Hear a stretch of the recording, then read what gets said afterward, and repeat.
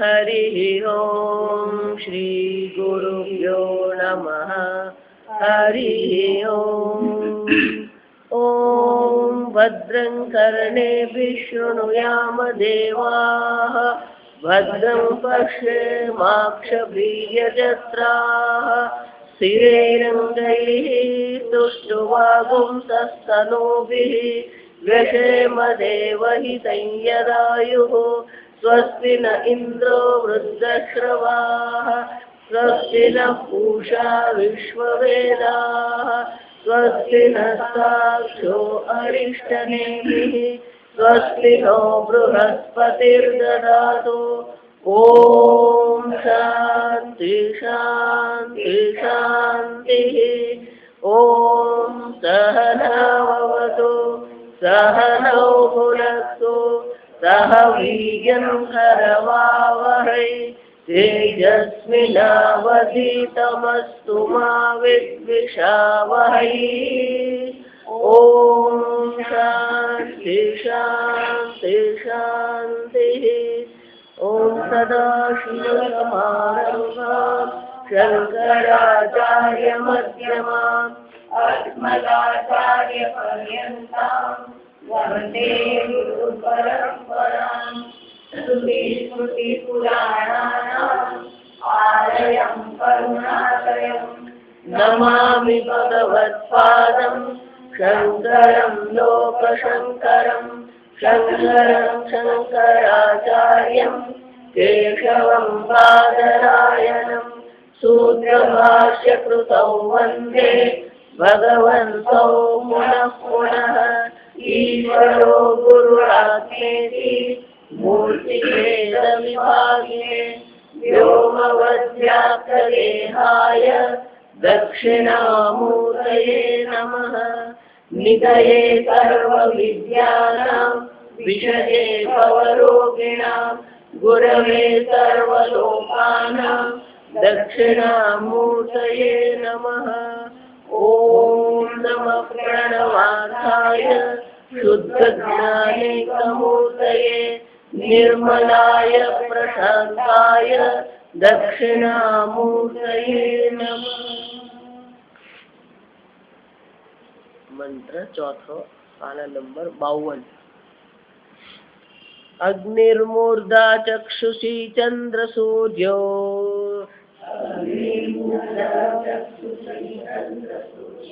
दिशश्रोत्रे वाग्विवृताश्च वेदाः दिशश्रोत्रे वाग्विवृताश्च वेदाः वायुः प्राणो हृदयं विश्वमस्य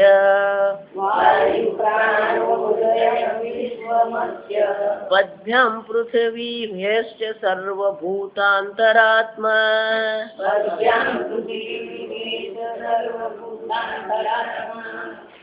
भाष्य 8वां नंबर में दिशः श्रोत्रे यस्य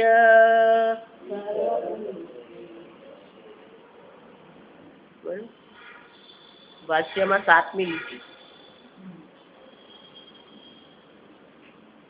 दिशः श्रोत्रे यस्य वाग्विवृताः उद्घाटिताः प्रसिद्धाः वेदाः यस्य प्रसिद्धाः वेदाः यस्य साथे लखा એટલે પેલો વિસર્ગ ઉડી ગયેલો। પ્રસિદ્ધાः વેદાः यस्य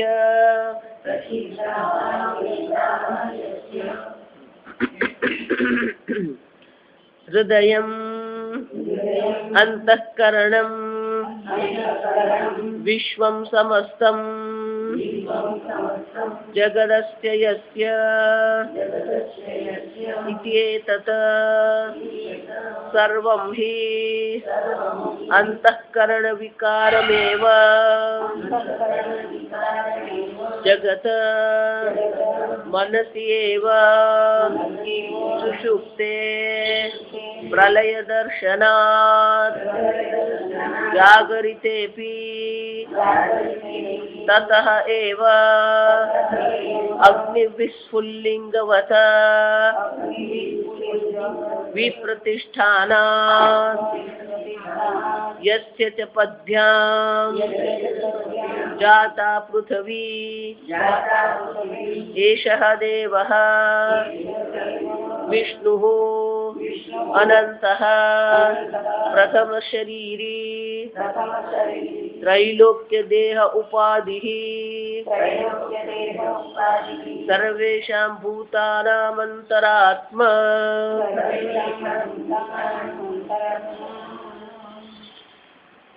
શ્રુતિ માતા વિરાટ પુરુષનું વર્ણન કરે છે. ગઈકાલે જોયું સ્વર્ગ એ વિરાટ પુરુષનું મસ્તક છે, સૂર્ય અને ચંદ્ર વિરાટ પુરુષની બે આંખો છે. એનો અર્થ શું થયો? ઉપર વાલા સબ દેખ રહા હૈ. પછી આગળ કે છે દિશશ્રોત્રેયસ્ય, જેના બે કાન જે છે, શ્રોત્રે દ્વિવચન, જો આ સમજો ચક્ષુષી આ દ્વિવચન છે કે બે આંખો છે, એમ કાન પણ બે છે એટલે શ્રોત્રે, શ્રોત્રે એટલે બે.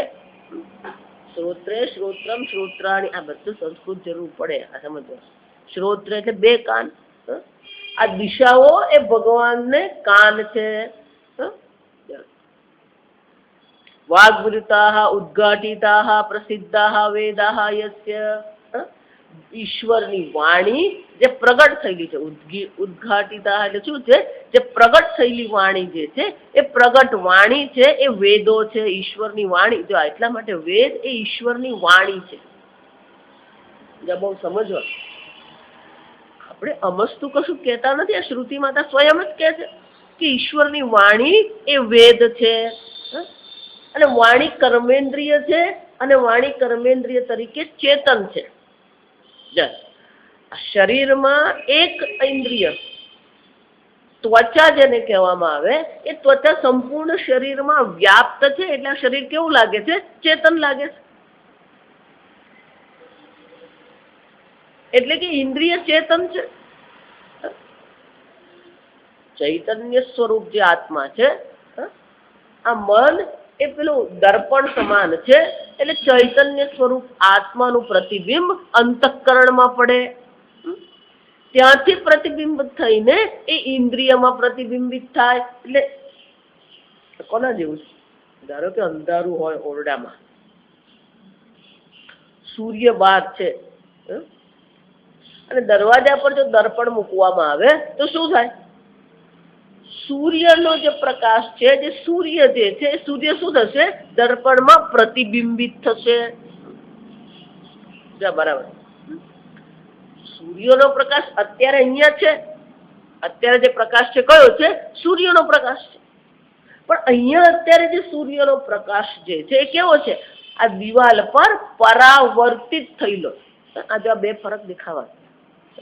દિવાલ સૂર્યના પ્રકાશને શું કરે? પરાવર્તિત કરે. પણ આ દિવાલને બદલે દર્પણ હોય તો શું થાય? પ્રતિબિંબિત થાય. એટલે સૂર્ય જેવો છે એવો શું થાય? દેખાય.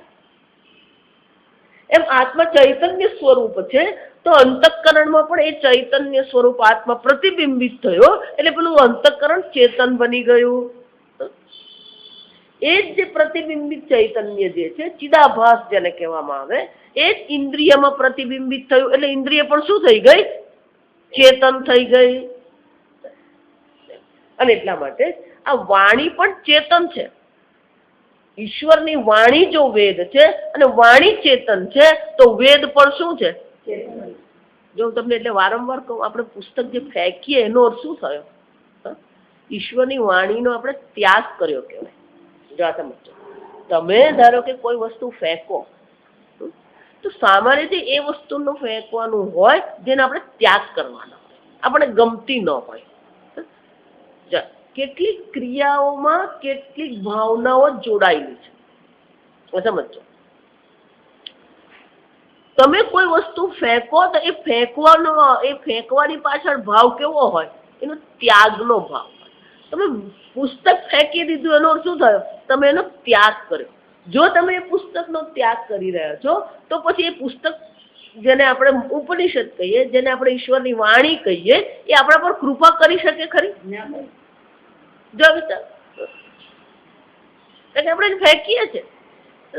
એટલે વારંવાર કહો, આપણે કોઈને આપીએ ને તો લે.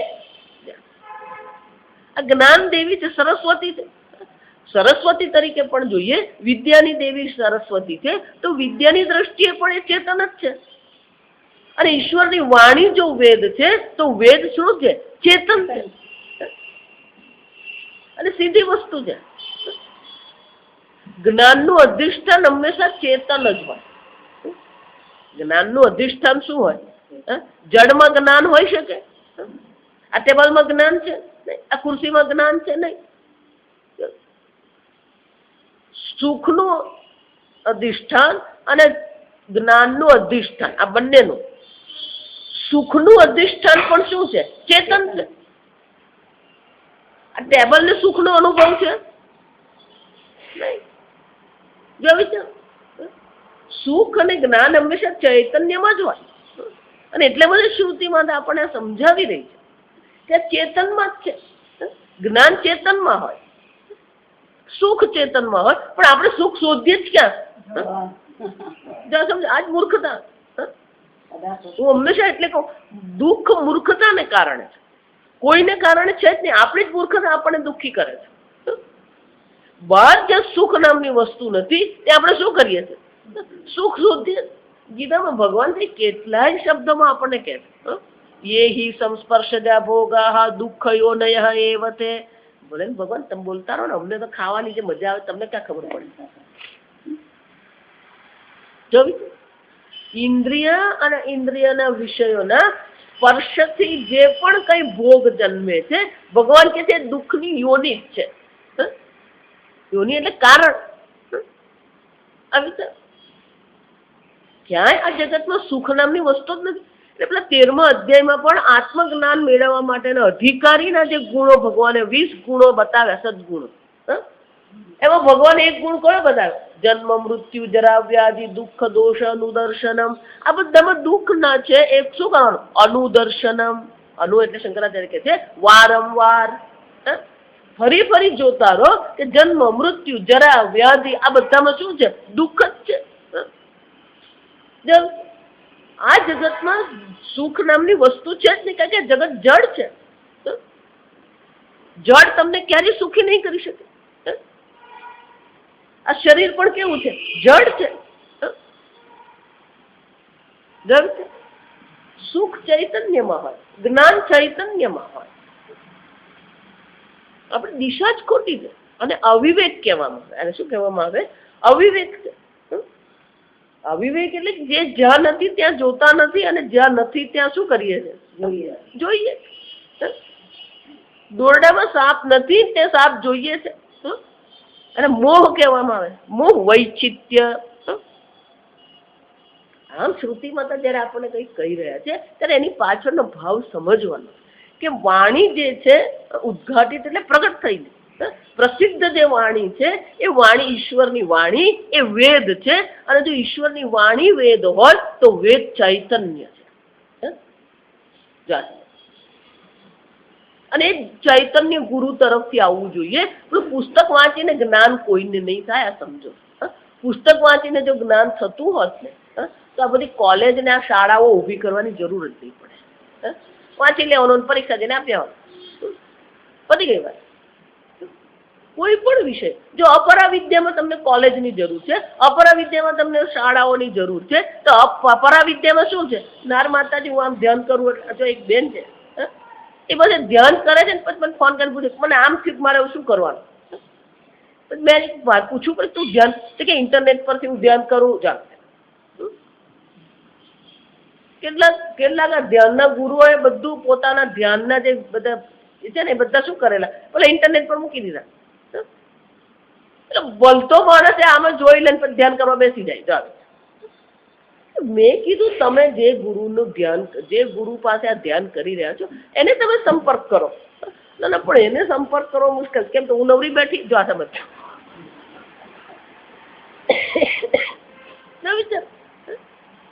તમે જે ગુરુને માનો છો એ ગુરુ પાસે તમે તમારો અનુભવ પ્રગટ કરો, એની પાસે પ્રગટ ન કરી શકો તો કોઈક સંપર્ક શોધી નાખો. કઈ ભલતું ભલતું જ લોકો કરતા હોય, ઇન્ટરનેટ પર ધ્યાન કરે. જો આ વિચાર,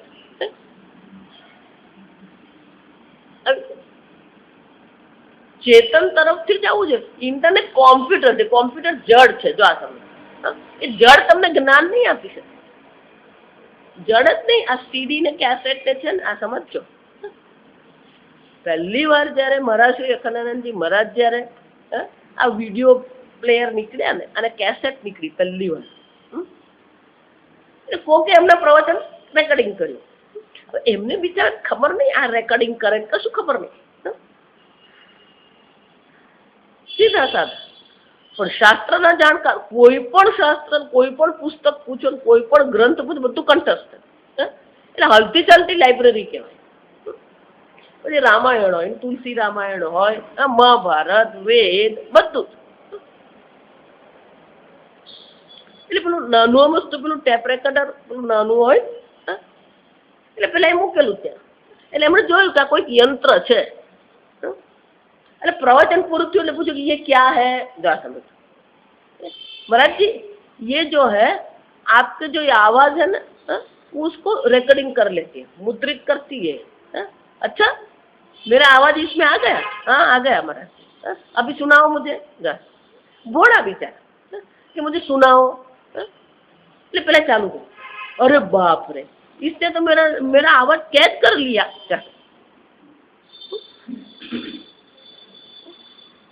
अच्छा, अब इसका क्या करोगे आप? महाराज जी आपने तो प्रवचन कर लिया, कुछ याद रहता है, कुछ नहीं याद रहता है, अभी घर जाके वापस मैं सुनूंगा. अच्छा, मुझे सुनेंगे? नहीं नहीं महाराज जी, आप तो ये कैसेट जा. महाराज श्री बुद्धि अत्यंत तेजस्वी. એટલે તરત કે અચ્છા इसमें और क्या है? એટલે પેલા બિચારે સમજાય, એને ખબર નહીં. જો સમજ એટલા માટે કહું, ઘણી વાર આપણે જે બોલીએ ને એનો અર્થ શું થતો ને આપણને ખબર નહીં હોય, એટલે ભેરવાઈએ પછી શું થાય. એટલે પેલા बताया महाराज जी देखो ये ऐसे दबाते हैं ना, ये शुरू हो जाता है. अच्छा, ये ऐसे दबा दिया ना, बंद हो गया. और ये दो क्या है महाराज जी, ये करेंगे ना तो जोर से चलेगा, ये करेंगे तो पीछे जोर से चलेगा. अच्छा, ये आगे जाएगा, ये पीछे जाएगा, फॉरवर्ड है बैकवर्ड. अच्छा शुरू करो. शुरू એટલે પેલા પર ચાલુ કરી. अच्छा बंद कर दो, पहले बंद कर दो. अच्छा अभी मैं समझा. जब भी मुझे शुरू करना है तू कर सकता है, जब भी मुझे बंद करना है तू बंद कर देगा. એનો શું થયો? આપણે ગુરુને શરણે કે ગુરુ આપણે શરણે? જો આ સમજજો.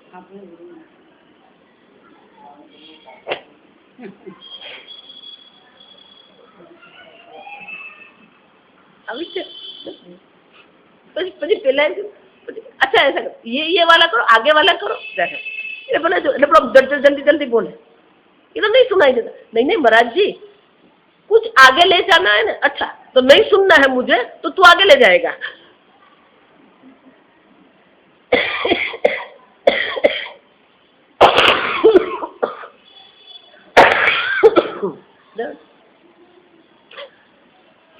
જે સાંભળ્યું છે ગુરુ પાસે એને પછી સાંભળવા માટે જરૂરી છે, મનન થઈ શકે.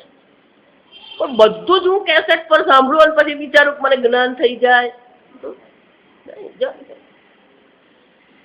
ચેતન ગુરુ સામે હોવા જોઈએ. કેમ? શ્રુતિ માતા ચૈતન્ય સ્વરૂપ છે, ઈશ્વર ચૈતન્ય સ્વરૂપ છે. ગુરુ પણ કોણ છે? જો એટલે જ આપણે પ્રાર્થના કરીએ તો શું કહીએ?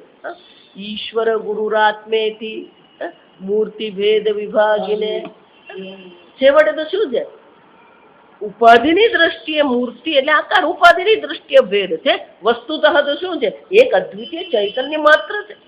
તસ્મૈ શ્રી ગુરવે, એ ગુરુને આપણે નમસ્કાર કરીએ. આગળ મેં તમને સમજાવ્યું કે શરીર એ ગુરુ નથી, મન આંખ ગુરુ નથી. જે બુદ્ધિમાં અજ્ઞાનની નિવૃત્તિ થઈ છે એ બુદ્ધિ ગુરુ છે. આપણને એ બુદ્ધિની જરૂર છે જેમાં અજ્ઞાન નામની વસ્તુ રહી નથી. ઉપાધિથી શું જરૂર પડે? ઋષિકેશ જાઓ, હરિદ્વાર જાઓ, ત્યાં એવા એવા મહાત્માઓ છે, તમને નવાઈ લાગે. જન્મથી અંત છે, પણ બધા શાસ્ત્રના જાણકાર મહાત્માઓ પણ છે. અને આપણે બે આંખ છે ને, બે હાથ છે ને, બે પગ છે ને, તો બે ગીતાના શ્લોકે આપણને યાદ નથી રહેતા. હવે વિચાર, આજે વર્ષોથી, કેટલાય વર્ષોથી બોમ્બેમાં પ્રેમપુરી મહારાજનો હોલ છે. એમ પ્રેમપુરી મહારાજ પણ જન્મથી પ્રજ્ઞાચક્ષુ હતા, પણ બધા શાસ્ત્ર કંઠસ્થ હતા અને પ્રવચનો કરેલા આપણને નવાઈ લાગે. જો વિચાર, ચૈતન્ય ઈશ્વરની વાણી છે, વેદ ઈશ્વરની વાણી છે, એટલે વેદ ચૈતન્ય સ્વરૂપ. જો ભગવદ્ ગીતાનો પણ આપણે જયારે પાઠ કરીએ, ગીતા ધ્યાન કરીએ ત્યારે શું કહે છે? અંબ ત્વામ અનુસંધામિ ભગવદ્ ગીતે ભવદ્વેષિણી. હે અંબા, ગીતાને શું કહ્યું? હે અંબા. તો એનું શું થયું? એ દેવી છે, ચૈતન્ય છે. ભગવદ્ ગીતા પણ શું છે? ચૈતન્ય સ્વરૂપ છે. અવગણના નહીં કરવાની. નથી કરવું તો નહીં કરવાનું, પણ એની અવગણના નહીં હોવી જોઈએ. આપણે પેલી ભગવદ્ ગીતાની હાલત પણ જોઈએ ને, પેલા ખૂણા બધા ફાટી ગયેલા હોય એવી હાલત કરી નાખીએ ને. જે પુસ્તક આપણે વાપરીએ છીએ તે જરાક પૂઠું ચડાવીએ અને જરાક વ્યવસ્થિત રાખીએ. સાચવવું આપણું, કારણ કે દેવી છે. અંબત્વામનું, હે અંબા, તારું હું શું કરું છું? અનુસંધાન. અને એટલે શ્રુતિ માતા કહે છે, વાગ વિવૃતાશ્ચ વેદાહ, ઈશ્વરની વાણી જે પ્રગટ થઈ રહેલી વાણી છે એ વેદ છે. એટલું જ નહીં, વાયુ પ્રાણ યસ્ય, આ વાયુ એ પરમાત્માના પ્રાણ છે. શ્વાસ અને ઉચ્છ્વાસ જે છે કયું છે? આ વાયુ ભગવાનના શ્વાસ અને ઉચ્છ્વાસ છે. તો વિચારો, કોઈ પણ દ્રષ્ટિએ વિચારો, ઈશ્વર તમારાથી ક્યારેય દૂર છે જ નહીં. હૃદયમ અંતઃકરણમ વિશ્વમ સમસ્તમ જગત યસ્ય, આ સંપૂર્ણ વિશ્વ એ ભગવાનનું હૃદય છે. તો આપણે બધા ક્યાં નિવાસ કરીએ? ભગવાનના હૃદયમાં, ઈશ્વરના હૃદયમાં. અને આપણું જે પણ કોઈ વર્તન છે, આપણું જે પણ કોઈ પ્રકારનું વર્તન છે એ ભગવાનના જો હૃદયમાં રહીએ છીએ તો આપણું જે અયોગ્ય વર્તન છે એ ભગવાનના હૃદયમાં શું કરવાનું? બંને જ છે. સંપૂર્ણ જગત ભગવાનનું હૃદય છે. અને ભગવાન ગીતામાં કહે છે, ઈશ્વર સર્વભૂતેષુ હૃદ્દેશે અર્જુન તિષ્ઠતિ, સર્વભૂતાનામ હૃદ્દેશે અર્જુન તિષ્ઠતિ. આ ઈશ્વર સર્વભૂતોના હૃદયમાં વાસ કરે છે. પણ હૃદયમાં એટલો કચરો ભરેલો છે, રાગ, દ્વેષ, કામ, ક્રોધ, વિરોધ, અપેક્ષાઓ, આ બધું જાત જાતનો કચરો ભરીને બેઠા. ત્યાં કોણ બેઠું છે? પછી આપણે વિચાર કરીએ ભગવાન આવતો પણ ક્યાંથી આવે? ત્યાં તાર હૃદયનો ઉકરડો બનાવીને મૂકી દીધો છે. ઉકરડો જ કહેવાય, આ સમજો. પછી કહીએ મેરે દિલ કે ટુકડે હુએ હજાર, એક યહાં ગીરા, એક વહાં ગીરા. ભરેલું જ એટલું જ કરવાનું શું? એટલે ધ્યાન કરવું હોય તો ભગવાને 5મા અધ્યાયમાં શું કીધું? આ પેલા તાર હૃદયને ખાલી કર. સ્પર્શાન કૃત્વા બહિ બાહ્યાન, જે બહાર છે બધાને શું કરી દે? બહાર કાઢી નાખ. નહીં રે ભગવાન, હું તો બધું લઈને ભરું. 5 વર્ષ પહેલાનું ભરેલું છે. ભગવાન કે હું તો આવવા તૈયાર છું, પણ તું ખાલી કરે તો હું આવું. ખાલી કેમ કરવું એ ભગવાન આપણને બતાવી ગયા. કોઈ વસ્તુ પકડી રાખવાની જરૂર, આ બધી વસ્તુ છૂટી જ રહી છે. અને અહીંયા તો એનાથી આગળ વધીને કીધું કે સંપૂર્ણ જે જગત, જે સમસ્ત જગત છે ભગવાનનું અંતઃકરણ, હૃદય છે. હૃદયમ યસ્ય જગત, આ સંપૂર્ણ વિશ્વ એ ભગવાનનું હૃદય છે. કેટલા વિશાળ હૃદય વાળા ભગવાન છે કે હૃદય એ ભગવાને આપણને બધાને પોતાના હૃદયમાં રાખ્યા છે. આ ભાવના જુઓ તમે. જો આ જગત ભગવાનનું હૃદય છે અને એમાં હું આ જગતમાં રહું છું, તો પછી મારે રહેવું કેવી રીતે જોઈએ? મારી વાણી, મારું વર્તન, મારા ભોગ આ કેવા હોવા જોઈએ? હૃદયમ વ્યસ્ય વિશ્વમસ્ય પદ્ભ્યામ પૃથ્વી એષઃ. આ જે અક્ષર પુરુષ છે પૃથ્વી એમના પાદ ચરણારવિંદ છે. જો પૃથ્વી ભગવાનના ચરણારવિંદ છે તો આપણે ભગવાનને ચરણે છીએ કે નથી? એનો અર્થ શું થાય? ભગવાનની શરણાગતિ સ્વીકારવાની છે કે ભગવાનને શરણે છે એ જોવાનું છે? વેદાંત એમ કે છે કે આ છે જ, ફક્ત આપણે શું કરવાનું છે એ જોવાની છે. એટલા માટે ધ્યાનમાં બધાને આ જ ધ્યાન કરાવવું કે પૃથ્વી એ ભગવાનના ચરણારવિંદ છે તો આપણે બધા ક્યાં છે? ભગવાનને શરણે જ છીએ. ભગવાનને શરણે જવાનું નથી, ભગવાનની શરણાગતિ શોધવાની નથી. એ વિરાટ પુરુષના શરણમાં આપણે બેઠા જ છીએ. એ વિરાટ પુરુષના હૃદયમાં આપણે બેઠા છીએ, એ વિરાટ પુરુષના ચરણમાં આપણે બેઠા છીએ. આ દિશા 8 દિશા જે છે, 10 દિશા જેને કહેવામાં આવે એ દિશા ભગવાનના કાન છે. એનો અર્થ શું થયો? તમે જે કંઈ પણ બોલો છો ભગવાન શું કરી રહ્યો છે? સાંભળી જ રહ્યો છે. સૂર્ય અને ચંદ્ર ભગવાનના નેત્ર છે. તમે જે પણ કંઈ કરો છો એ ભગવાન જોઈ રહ્યો છે. અને જો આ જગત ભગવાનનું હૃદય છે તો તમે જે પણ કંઈ કરો છો ભગવાન એનો અનુભવ કરી રહ્યો છે. આ સમજો. ઈશ્વર બધું શું છે એના હૃદયમાં આ બધું અનુભવ કરી રહ્યો છે. ઈશ્વરના અનુભવથી કઈ વસ્તુ છે જ નહીં, દૂર. એશ હૈ સર્વભૂતાંતરાત્મા. આ જે અક્ષર પુરુષ છે કોણ છે? સર્વભૂતાંતરાત્મા. અને એ કેવો છે? કોઈ એક સ્થાન પર બેઠો છે, એક લોકમાં બેઠો છે. આપણા સનાતન ધર્મમાં અને અન્ય જગ્યાએ પણ ભગવાનને એક વિશેષ સ્થાન આપવામાં આવ્યું છે. વૈકુંઠ લોકમાં ભગવાન છે. વૈકુંઠ લોકમાંથી ભગવાને આવ્યા, ભગવાને અવતાર ધારણ કર્યો, બધી અવતાર લીલા સંકેલી લીધી અને ભગવાન પાછા ક્યાં જતા રહ્યા? વૈકુંઠ ધામ ગયા. સામાન્ય લોકો હોય ને, આ પ્રાથમિક શાળાના લોકો હોય ને એને માટે બરાબર.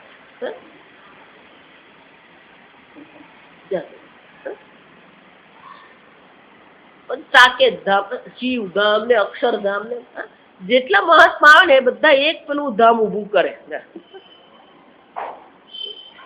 લોકો એવા ભેરવાય જેને કોઈ સિંગડા પૂછડી નથી ને એ વસ્તુને આપણે સત્ય માનીને ચાલી રહ્યા. અને જે અહીંયા શ્રુતિમાં આટલા સરસ મજાનું વર્ણન કરીએ એને તો આપણે કઈ પડી જ નથી. વર્ષોથી કહેતી આવી બધા મહાત્માઓ ઉપનિષદને શાસ્ત્રને શું કરે? બાયપાસ જ કરી દે છે. શાસ્ત્રનું તો કોઈ જાણે મહત્વ જ નથી રહ્યું. કોઈ નહીં કઈ કાલે ભાઈ તું શાસ્ત્ર અધ્યયન તો કર. ના, હું તો ધ્યાન કરું. કર, દા પાડવાની દે કોઈ.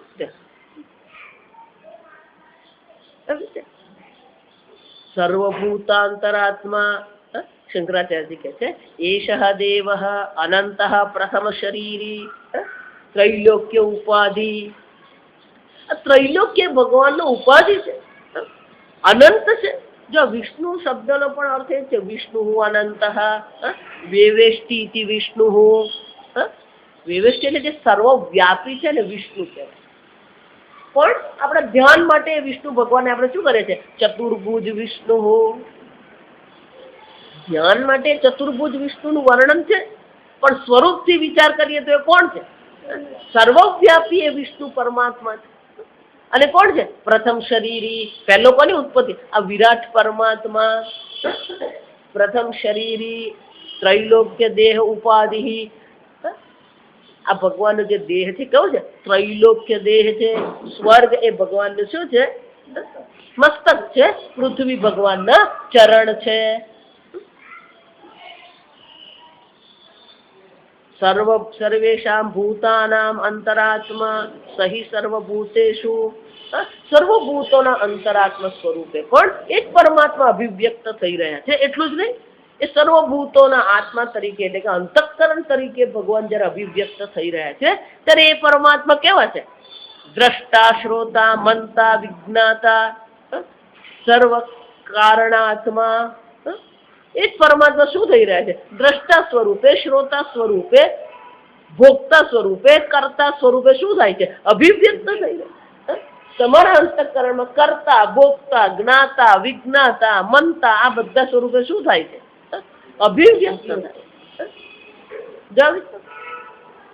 દ્રષ્ટા પણ એક પરમાત્મા છે. આ જગત પરમાત્માનું હૃદય છે. દ્રશ્ય પણ કોણ છે? એ જ પરમાત્મા છે. ઇન્દ્રિય પણ કોણ છે? એ જ પરમાત્મા. દ્રષ્ટા પણ પરમાત્મા છે. આ દર્શન ક્રિયા કરનાર ઇન્દ્રિયો જે ચક્ષુ છે, શ્રોત્ર છે, આ બધી જો આ બે ઇન્દ્રિય કે એટલે બાકીની 3 ઇન્દ્રિયો સમજી લેવાની છે. આ સમજ. વાયુ પ્રાણ છે.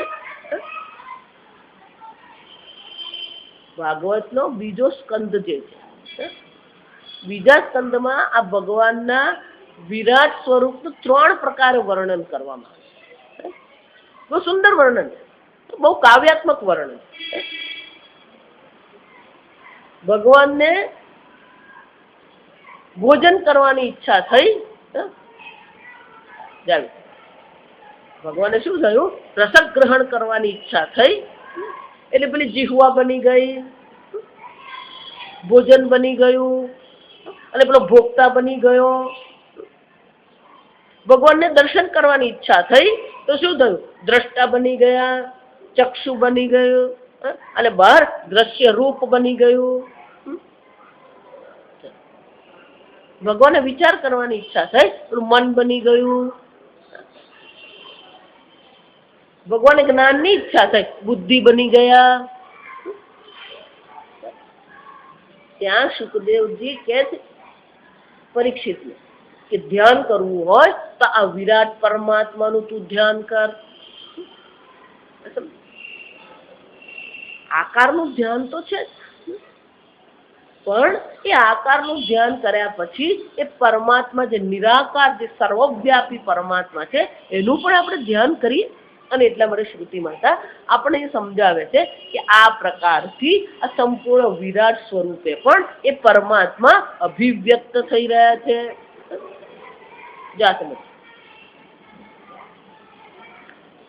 જ્યારે આપણે એમ કહીએ કે માટીમાંથી ઘડો બન્યો, જો બરાબર સમજો તો માટીમાંથી ઘડો બન્યો તો માટી કારણ છે અને ઘડો શું છે? કાર્ય છે. પણ ઘડો તો નામ રૂપ માત્ર છે. જે વસ્તુ છે તો શું છે? માટી માત્ર જ છે. વસ્તુ તો માટી છે, ઘડો તો નામ અને રૂપ છે. તો એનો શું થયો? હવે એકવાર આ વસ્તુ સમજાઈ ગઈ તો પછી વાક્ય બદલવું પડે. આ ઘડો માટી છે. સમજ, ઘડો શું છે? માટી છે. પેલાને દોરડામાં સાપ દેખાય છે, ત્યારે એને શું કહેવું પડે? જેને દોરડું દેખાઈ રહ્યું છે શું કહે છે? અલ્યા ભાઈ ત્યાં કોઈ સાપ છે જ નહીં, ત્યાં શું છે? દોરડું છે. આ સર્પ દોરડું છે. ચોમાસાને વખત છે ને, તો વરસાદ પડેલો હોય તે પેલું જૂનું વૃક્ષનું ઠૂઠું હોય ને, અને વરસાદમાં અંધારામાં આપણે ચાલતા હોય તો પેલા વૃક્ષના પેલા આમ 2 શાખાઓ હોય, સામે જો તો આપણને શું લાગે? પુરુષ ચોર. ત્યારે શું કહેવું પડે? આ પુરુષ નથી, આ સૂકું વૃક્ષ છે. તો જ્યારે એવું કહેવામાં આવે આ સર્પ નથી, આ દોરડું છે, તો જે દોરડું છે એમ કહી રહ્યો છે એને તો સાપ દેખાતો નથી. જો સમજજો, એને તો ખબર જ છે કે આ દોરડું છે, પણ જેને સર્પ દ્રષ્ટિ થઈ રહી છે એની દ્રષ્ટિ એને શું કહેવું પડે? અહીંયા સર્પ નથી, અહીંયા શું છે? દોરડું છે. તો એનો શું થયો? આ સર્પ દોરડું છે. જો વાક્ય બરાબર સમજજો. આ ઘડો માટી છે. શાસ્ત્રમાં એને કહેવામાં આવે. આ પીળું પુષ્પ છે. તો 2 શબ્દ થયા, પીળું અને પુષ્પ. આ પીળું પુષ્પ છે. હંમેશા એટલે કહું, સવારે ચા પીને જાઓ, આ પીળું પુષ્પ છે એમ જયારે કહેવામાં આવે તો પીળું અને પુષ્પ 2 શબ્દ છે. એમાં પુષ્પ વસ્તુ છે અને પીળું એ વિશેષણ છે. પુષ્પ વસ્તુ છે અને પીળું શું છે એનું વિશેષણ. તો સંસ્કૃતમાં હંમેશા વિશેષણને પણ વિભક્તિ લાગે. જા સમજો, રામનો પુત્ર એમ કહીએ તો રામ સાથે છઠ્ઠી વિભક્તિ લાગી, રામનો પુત્ર. રામસ્ય પુત્ર. પણ પછી ગુજરાતીમાં રામનો પુત્ર આપણે કહીએ, પણ ધારો કે રામ માટે જેટલા પણ વિશેષણો વાપરવામાં આવે એ વિશેષણમાં આપણે ન ભક્તિ લગાવતા, વિભક્તિ લગાવતા નથી. જો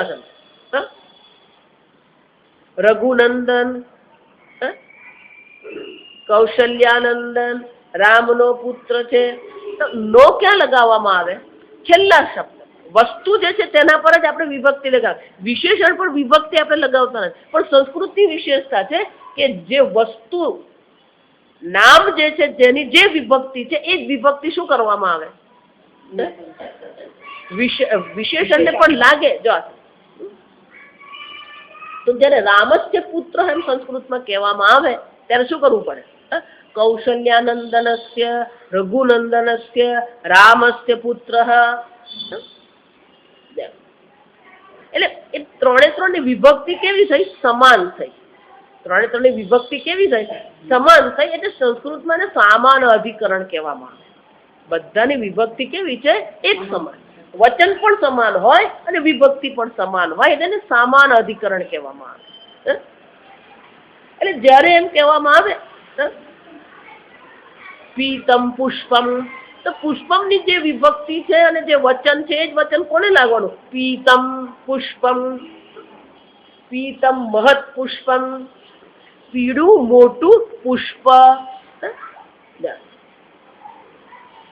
તો એ જ રીતે જયારે બે શબ્દ વાપરવામાં આવ્યા હોય, પીળું પુષ્પ એમ કહેવામાં આવે તો બે શબ્દ છે. એ જ રીતે જો સમજો, ઘડો માટી છે તો બે શબ્દ થયા ને, ઘડો અને માટી. પીળું પુષ્પ છે, ઘડો માટી છે.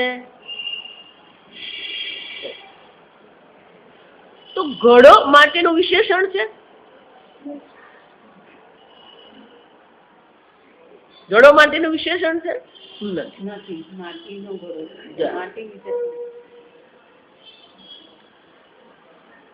પહેલા તો નક્કી કરવું પડે વસ્તુ કઈ છે.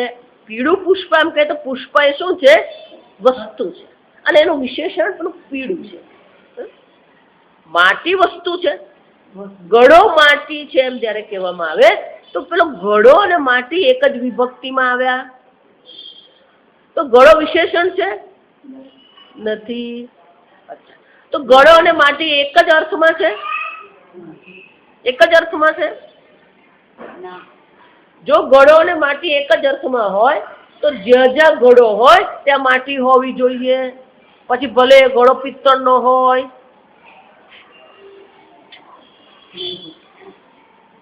તમે કીધું ઘડો માટી છે, પછી ગમે તે ઘડો એ માટી હોવો જ જોઈએ. પછી એ ચાંદીનો ઘડો હોય તેને પણ શું કહેવાનું? આ ઘડો છે એટલે શું કહેવાય? આ માટી છે. એટલે જ પૂછા પીને હોય.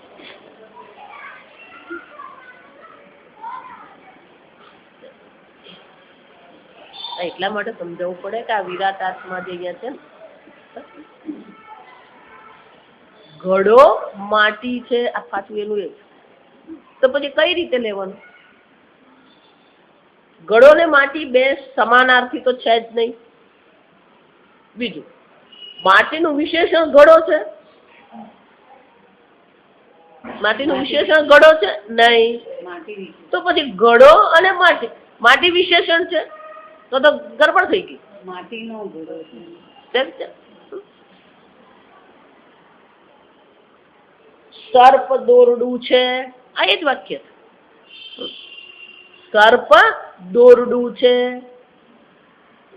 એનો શું છે? દોરડાના જ્ઞાનથી સાપ શું થઈ જાય? બાધિત થઈ જાય.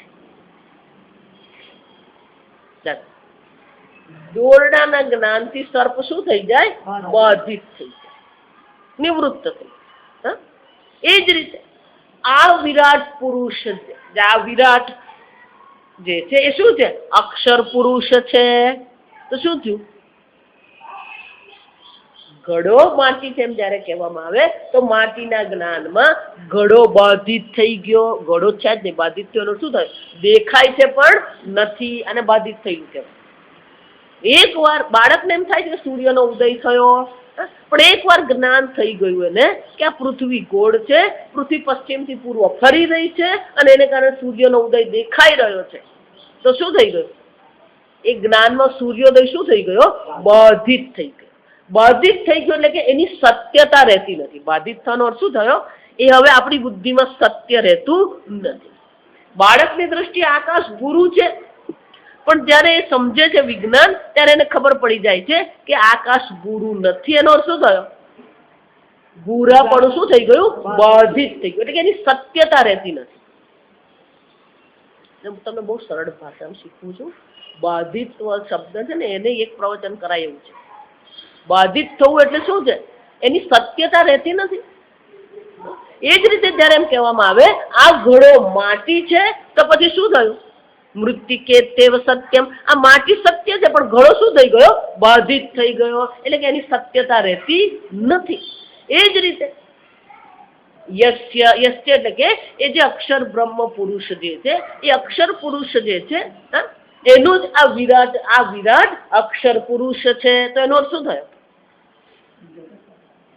આ સંપૂર્ણ જગત ભગવાનનું હૃદય છે, સૂર્યચંદ્ર આંખ છે, દિશા કાન છે. આ વર્ણન કર્યા પછી પણ કહે છે કે આ જે વિરાટ જે છે એ વિરાટ અક્ષર પુરુષ છે. તો શું થઈ ગયું? વિરાટને સત્ય પુરવાર કર્યું કે બાધિત કર્યું? તો પુરવાર શું થયું? અક્ષર માત્ર. આમ શ્રુતિમાં આપણને કહે છે આ જે બહાર જે દેખાય છે, જો આ સમજો, બંને વસ્તુ એ કહ્યું. બહાર જે સૂર્ય ચંદ્ર સ્વરૂપે, દિશા સ્વરૂપે જે દેખાઈ રહ્યો છે એ શું છે? સર્વભૂત અંતરાત્મા. તમારા આત્મામાં પણ જે અભિવ્યક્ત થઈ રહેલો છે. એટલે ઉપદેશ સારામાં શ્રમણ મહર્ષિ બહુ સરસ કહે છે, અહમ તયા સ્ફુરતિરુત સ્વયં. તમારા હૃદયમાં શું છે? હું તરીકે જે અભિવ્યક્ત થઈ રહ્યું છે એ જ ચૈતન્ય છે, જે અક્ષર પુરુષ છે. જે જ અક્ષર પુરુષ શું છે? આ વિરાટ સ્વરૂપે પણ અભિવ્યક્ત થઈ રહ્યું છે. જે માટી અનેક નામ રૂપે અભિવ્યક્ત થાય. જો એટલે જ નરસિંહ મહેતા શું કહી ગયા?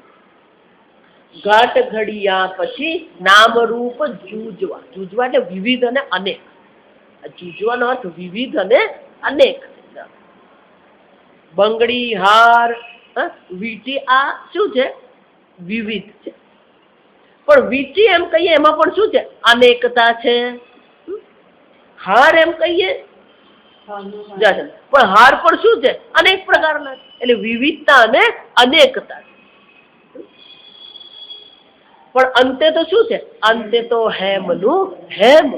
આમ વિરાટ સ્વરૂપે જે પણ અભિવ્યક્ત થઈ રહ્યા છે એ જ પરમાત્મા ખરેખર તો શું છે? એ અક્ષર પુરુષ માત્ર છે. અને એટલે શંકરાચાર્ય કહે છે એ જ પરમાત્મા અંતરાત્મા અહીંયા પણ શું છે? દ્રષ્ટા, શ્રોતા, મનતા, વિજ્ઞાતા, કર્તા, ભોગતા સ્વરૂપે શું થઈ રહ્યા છે? અભિવ્યક્ત થઈ રહ્યા છે. એટલે કે અંદર અને બહાર. જો અંદર ને બહાર આપણે જોઈ ગયા, દિવ્યો હ્યમૂર્ત પુરુષ સ બાહ્યાભ્યંતર હિ અજહ. એ શું છે? બહાર પણ એ જ પુરુષ છે, અંદર પણ શું છે? એ જ અક્ષર પુરુષ અભિવ્યક્ત થઈ રહ્યો છે. બહાર અંદર છે જ નહીં. જો આ વિચાર, આજે અંદરની વાત પણ આ ધ્યાન વાળા છે ને બહુ માથાકૂટ કરતા. એટલું બધું કંટાળાજનક વસ્તુ છે. અંદર અંદર એટલે કે આંતરડામાં, પેટમાં. અંદર કોને કહેવાય? મને કહો. બહાર કોને કહેવાય? સાપેક્ષિક છે. જો સમજો, તમે ઓરડામાં બેઠા છો અને બાળકો બહાર છે, પણ આ કુમાર શાળાની દ્રષ્ટિએ વિચારે તો બાળકો કુમાર શાળામાં અંદર છે અને ત્યાં શું છે? બહાર છે. પણ વલસાડની દ્રષ્ટિએ વિચારે તો એ પણ શું છે? અંદર છે. અને પેલો ગુંદલાવ બહાર છે. તો અંદર ને બહાર શું છે? તમે સ્વયં એક સીમા નક્કી કરો છો. જ્યાં સુધી તમે સીમા નક્કી નહીં કરો ત્યાં સુધી અંદર અને બહાર થઈ શકતું નથી. એ સીમાંકન કોણ કરે? તમે કરો. આ ઓરડો એનો શું થયો? આ ઓરડાની દિવાલને તમે એક સીમા બનાવી દીધી. કુમારશાળા એમ કહો તો કુમારશાળાની જે સીમા છે એ તમે નક્કી કરી દીધી. વલસાડ એમ કહો તો વલસાડની સીમા તમે નક્કી કરી. અંદર ને બહાર કોણ છે? એ જ રીતે અહીંયા પણ અંદર ને બહાર કેમ કેવું પડે છે? કારણ કે આ જે શરીર છે, જો આ સમજો, આ ત્વચા જે છે એને આપણે એક સીમા બનાવી દીધી. ત્વચાની અંદર છે બધું હું છું, ત્વચાની બહાર છે બધું શું છે? ઈદમ, આ છે, અન્ય છે. જ્યાં પરિવારમાં ને આ બધામાં યાદ ચાલતું, કોને કંકોત્રી મોકલવી, કોને નહીં મોકલવી, એમાં પણ શું થાય? ના ના, આ તો આપણા ઘરના કહેવાય અને પેલો કેવો કહેવાય બહારના કહેવાય. પણ સીમા કોને નક્કી કરી? આપણે જ કરીએ. જો વિચાર, અને આપણે જેમ સીમા નક્કી કરીએ એમ પેલો સામેવાળો સીમા નક્કી કરે, અને સામેવાળો જે સીમા નક્કી કરે એમાં આપણે જો બહાર નીકળી ગયા ખોટું લાગે. કેમ બહાર નીકળી ગયા એટલે કંકોત્રી આવે નહીં?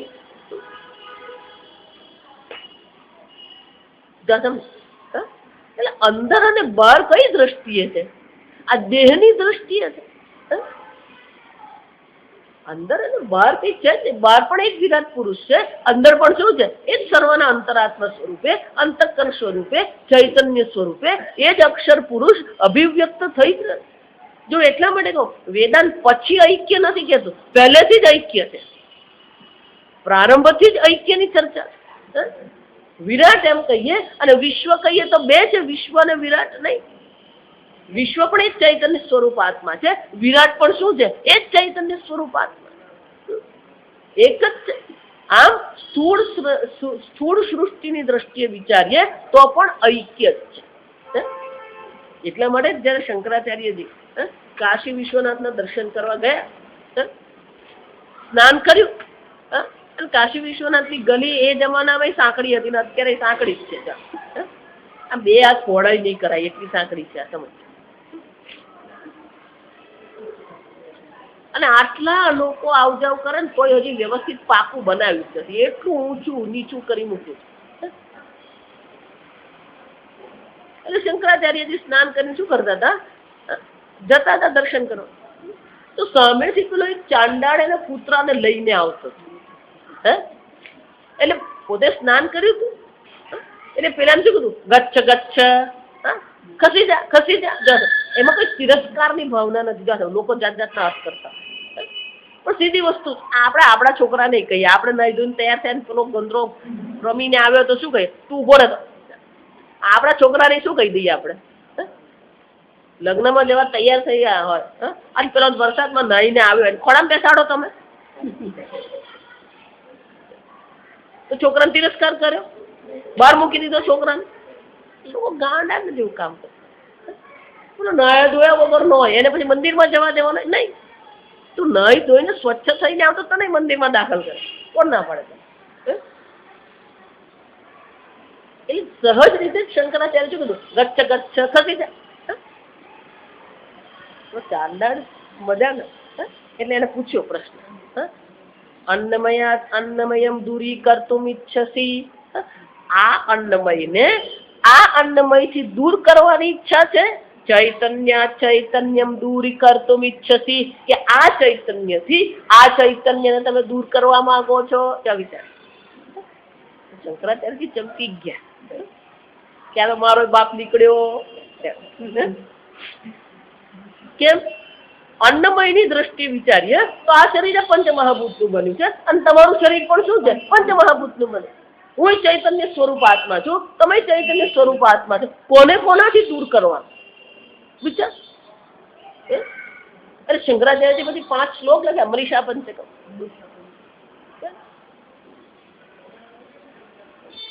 ચાંડાલો એમ દ્વિજોસ્તી. પછી એ ચાંડાળના રૂપમાં હોય કે દ્વિજના રૂપમાં હોય, પણ જો આ ચર્ચા જે કરનાર છે, આ ઉપદેશ કરનાર જે છે એ કોણ હોઈ શકે? ગુરુ ઇતિ મનીષા મમ. મારી આ મનીષા એટલે કે મારો નિશ્ચય છે કે એ મારો ગુરુ જ હોવો જોઈએ. ઉપાધિને કોઈ મહત્વ નથી. ચાંડાલોસ્તુ દ્વિજોસ્તુ, પછી ભલે ને ચાંડાળમાં કે દ્વિજ હોય, પણ જે ચર્ચા કરે છે કઈ છે? ઇત્યેષ મનીષા, આ મારો નિશ્ચય છે. ગુરુ ઇતિ. ઉપાધિ તો શું છે?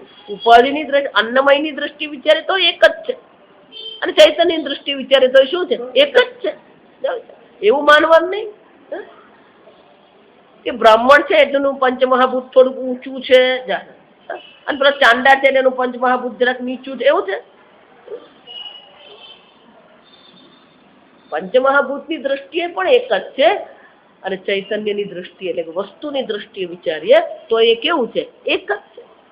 અને એટલે શું અહીંયા શ્રુતિ માતા કહે છે, એષ સર્વભૂતાંતરાત્મા, એ સર્વભૂતોના આત્મા સ્વરૂપ પણ એ જ અભિવ્યક્ત થાય છે. આ સંપૂર્ણ જગત સ્વરૂપે પણ એ જ અક્ષર પુરુષ અભિવ્યક્ત થઈ રહ્યો છે. એનો અર્થ શું થાય? અંદર અને બહાર પણ નથી, અને ખરેખર એ અક્ષર પુરુષ માત્ર છે.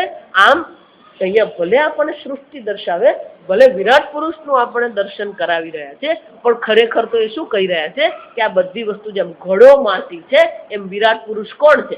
એ અક્ષર પુરુષ માત્ર છે. ક્યાંય નહીં. જો હું એટલે જ કહું છું, ઈશ્વર સર્વત્ર, અત્ર તત્ર સર્વત્ર છે. ખોટ જે છે ને એ આપણી દ્રષ્ટિની ખોટ છે. જ્યાં જ્યાં મારી નજર પડે ત્યાં છે યાદી આપની. ક્યાં ઈશ્વર નથી? માધવ ક્યાં નથી? વાંચો ને તો ખબર પડે. એ કવિઓ પણ બધા દ્રષ્ટા હતા, અદભુત લખે. વાંચવું તો આવડું વાંચવા. મુનશીજી લખી ગયા કૃષ્ણ અવતાર, વાંચો ને તો અદભુત. એક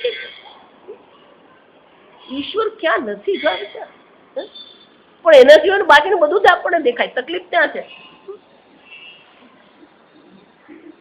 હજી ભાઈ 10 મિનિટ બાકી છે.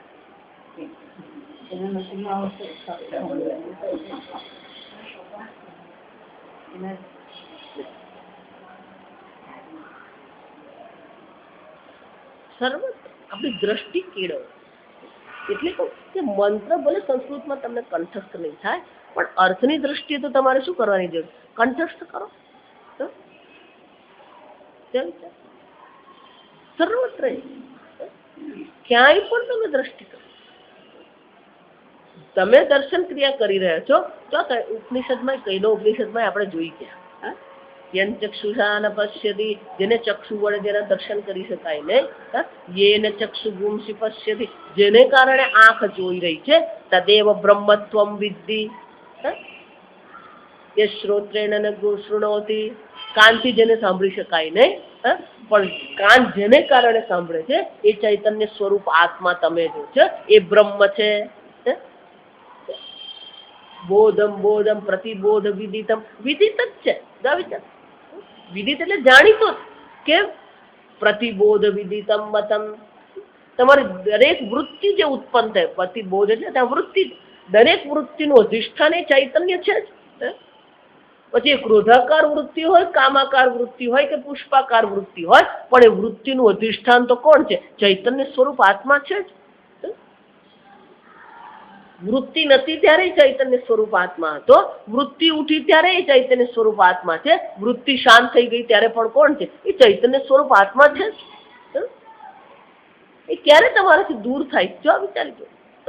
ઈશ્વર વિરાટ પુરુષની દ્રષ્ટિએ વિચારીએ તોય તમારાથી દૂર નથી, અને તાત્વિક દ્રષ્ટિએ વિચારીએ તો પણ શું છે? ક્યારેય તમારા અને ઈશ્વર વચ્ચે કોઈ અંતર છે જ નહીં. પણ અત્યારે જોઈએ તો સૌથી મોટું અંતર ક્યાં છે? દૂરાત સુદૂરમ અંતિકે ચ તત. સૌથી દૂર જો અત્યારે કોઈ વસ્તુ હોય તો કઈ છે? એ પરમાત્મા. કેમ? જાણતો નથી. એટલે જ કહું, આ અવિદ્યા દેવી ભલભલાને ફેરવે. બ્રાહ્મયન સર્વભૂતાનામ યંત્ર માયયા. ભગવાન શું કહે છે? આ મારી માયા છે. માયા કેવી છે? આ સર્વભૂતો શું કરી ભમાવી રહી છે. જેમ પેલો કઠપુતળી વાળો નચાવે ને, એમાં માયા બધાને શું કરી રહી છે? યંત્ર રૂઢાની માયા. દ્રષ્ટિ બદલવાની. એટલે પૂજ્ય સ્વામીજી વર્ષોથી અમને કહેતા, Vedanta is a vision. Vedanta એ વિઝન છે. વેદાંત તમને એક દ્રષ્ટિ પ્રદાન કરે છે. જે દ્રષ્ટિ એકવાર તમને મળી ગઈ પછી આ જગત શું છે? ઈશ્વર સિવાય કઈ છે જ નહીં. પરમાત્મા સિવાય તો શું છે જ નહીં.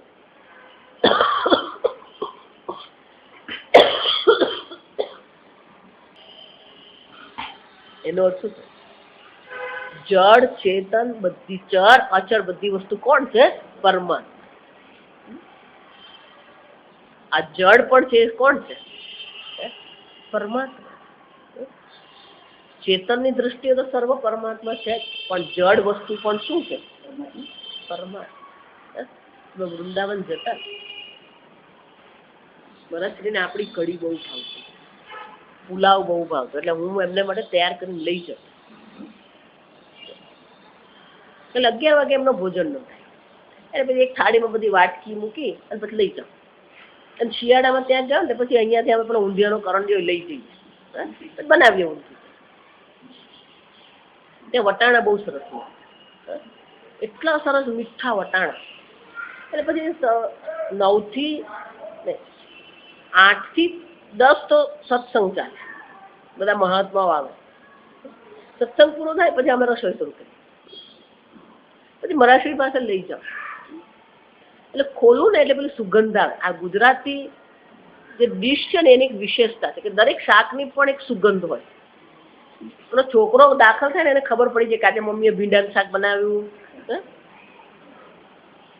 આજે હંડવો બનાવ્યો. એટલે હું પેલી થાળી ખોલું એટલે એમને ખબર પડી જાય કે આવી ગયા. સુગંધ આવે ને એટલે એમને ખબર પડી ગયા આવી ગઈ. આઈએ આઈએ ક્યાં લાયે હે એમ પૂછે, શું મારા પુલાવ હે એ.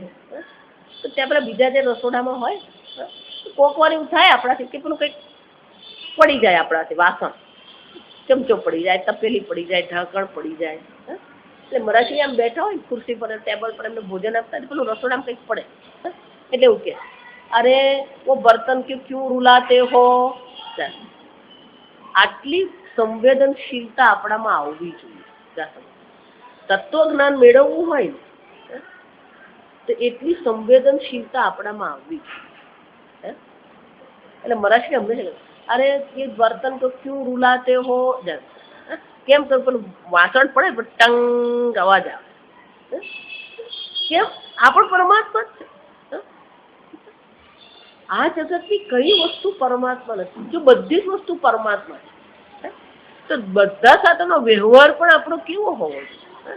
પછી એ રિક્ષાવાળો હોય, પેલો કુલી હોય કે પથ્થર હોય, આપણે તો હલતા ચાલતા આપણી વાડ હોય ને જો એટલે કહું આપણે એટલે બધા જડતામાં રહીએ. એ સંવેદનશીલતા આપણે કેળવી શકતા જ નથી. પેલી વાડ હોય ને હલતા ચાલતા આમ જઈએ તો પટક દઈને ખેંચી લે. એટલે પણ તું એને શું કામ ખેંચે? એ રવા દે ને એક જગ્યાએ. આ છોકરો રમતો પટક દઈને તપલી મારે. શા માટે? આપણને એક સંવેદન, સ્વામીજી બહુ સરસ અમને કહેતા કે how much sensitive you are to others. અન્ય પ્રત્યે તમે કેટલા સંવેદનશીલ છો. પોતાના માટે તો આપણે બહુ સંવેદનશીલ છીએ. પેલો આપણી સામે ન જોયું ને તો આપણને ખોટું લાગી જાય. જો સમજ. પણ જયારે આ સંપૂર્ણ વિરાટ જો એ પરમાત્મા છે તો આ જગત પ્રત્યે આપણા મનમાં શું આવવી જોઈએ? એ સંવેદનશીલતા આવવી જોઈએ. જળ ચેતન ચર અચર બધી વસ્તુ શું છે? એ પરમાત્મા માત્ર છે. આ દ્રષ્ટિ કેળવવી હોય ને તો સંવેદનશીલતા લાવવી પડે. આ સમજ. દરેક વસ્તુ પછી પેન હોય, નોટબુક હોય, પુષ્પ હોય, એની સાથે આપણે જે વ્યવહાર કરીએ ને અહીં આ બધાને આપણને એક આદત છે. આખા જગતમાં હું જઈ આવીને બધે જ અમે જો વસ્તુ ફેંકવાની આદત. આપણે કોઈને આપીએ નહીં, શું કરીએ? લે એનો અર્થ શું થયો? પેલું